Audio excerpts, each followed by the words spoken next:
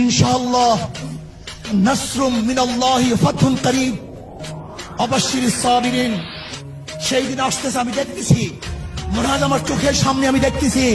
ওই সংসদের মধ্যে কলেমার কথা হবে, কোরআন ও সুন্নাহর কথা হবে, লা ইলাহা ইল্লাল্লাহ উচ্চারিত হবে।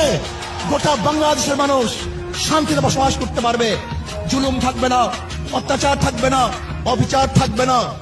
প্রত্যেকটা মানুষের প্রাপ্তি তাদের ঘরে ঘরে পৌঁছানো হবে। আজকে আমার মা বোনেরা মনে করছে ইসলাম ক্ষমতা আসলে আমাদের অবস্থাটা কি হবে। ইসলাম ক্ষমতা আসলে প্রত্যেকটা মা বোনের ন্যায্য অধিকারকে প্রতিষ্ঠিত করা হবে। ইসলাম ক্ষমতা আসলে আগামী 5-10 বছরের মধ্যে সমস্ত গরিবরা দরিদ্র সীমার উপরে চলে যাবে।